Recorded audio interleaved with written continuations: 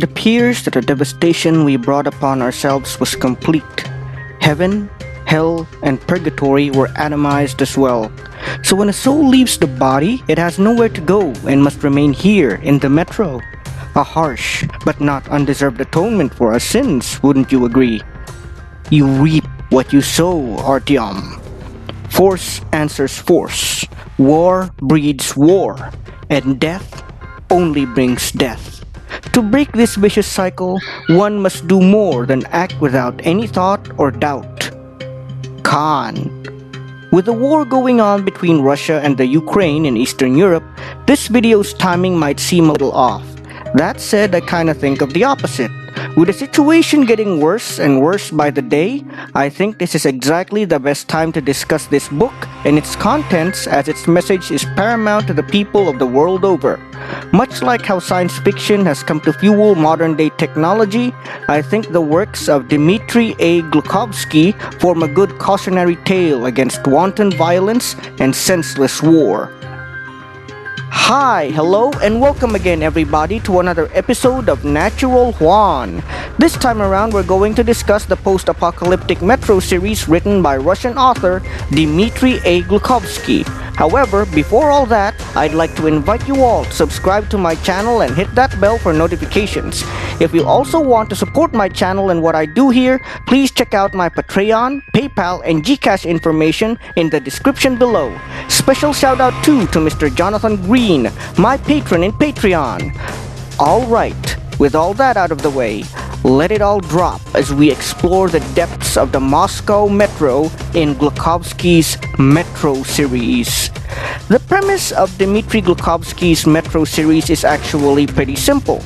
Nuclear war breaks out across the world and most of civilization, as we know it, is pretty much atomized. Some of the few survivors flee to various shelters and find themselves in strange and desperate situations.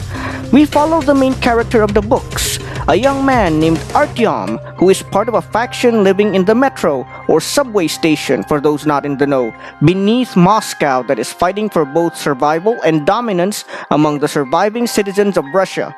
To be more precise, Artyom is actually part of a faction known as the Order, and just one of its many rangers.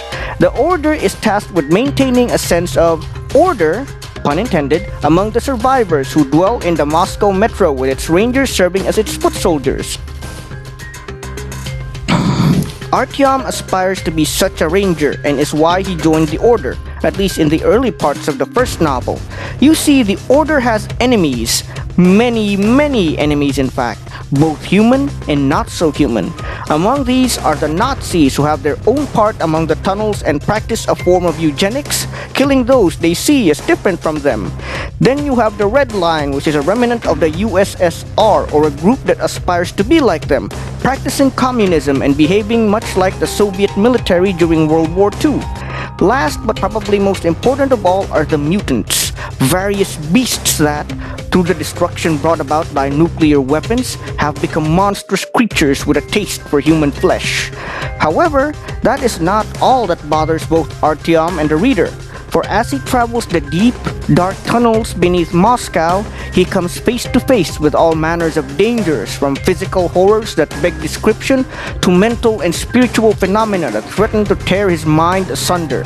Most frightening and mysterious of all, of course, are the Dark Ones, monstrous mutants that haunt his very dreams and even his waking hours. Without spoiling too much of the story, Artyom is soon revealed to have a hand in unleashing these strange Dark Ones into the Moscow Metro, where they now lurk in large numbers.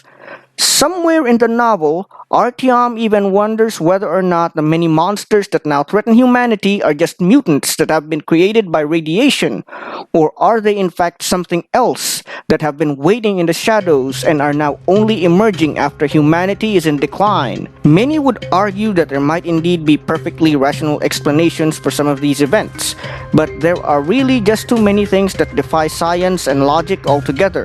For one thing, there are many ghosts that lurk among the tunnels, causing horror and madness among the populace.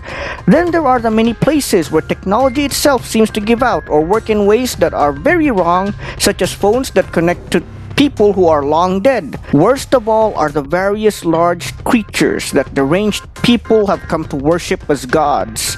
On a more personal note, someone who holds strong religious beliefs, the idea that nuclear Armageddon has somehow destroyed the afterlife, heaven, hell, and everything in between adds an extra layer of horror to the overall setting.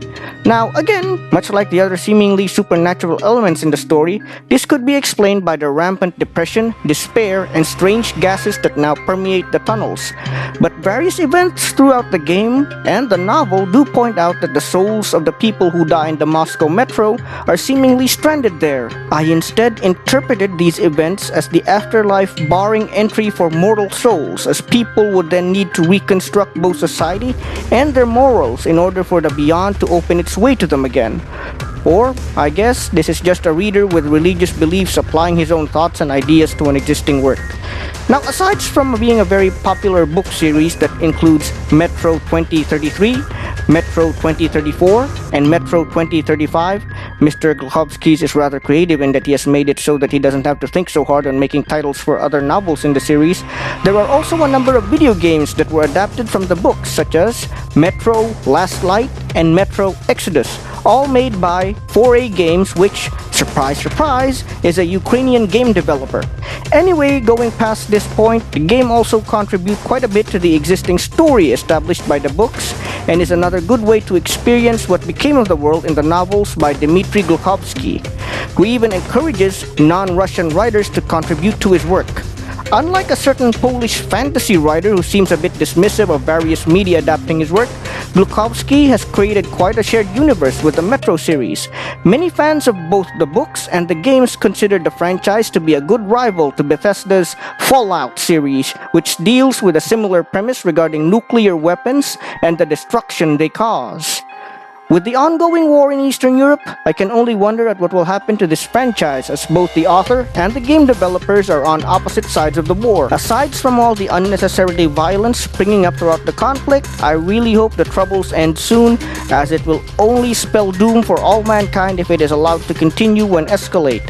I pray daily that it doesn't end in the same way in Glukhovsky's novels, where a considerable portion of mankind ends up annihilated, and the remaining survivors have to take shelter in tunnels, while monstrous beings emerge from the shadows to take over the earth. Also, I find myself wondering how the Russian author is doing amid all this chaos and tragedy in Eastern Europe, and how he might be viewing the war and its profound effects on Russia itself. Also, really quick announcement before I head out, if I see I can make more story videos in the coming weeks ahead, although I must admit, time is even more precious than before, things are coming to a head in my life, and while life isn't perfect, I can still say that it's finally going somewhere. Anyway, I really hope you guys stick around for the ride, as it's going to be somewhat bumpy from here on out.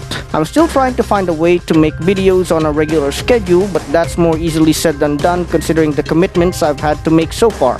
So, stay tuned, ladies and gentlemen, as I have a lot of surprises in store for all of you, and I hope you come to enjoy them as much as I enjoyed making them. So if you want to see more content like this, don't hesitate to subscribe to my channel and hit that bell for notifications. If you also want to support my channel, then you'll find my Patreon, PayPal, and Gcash info in the description. Natural Juan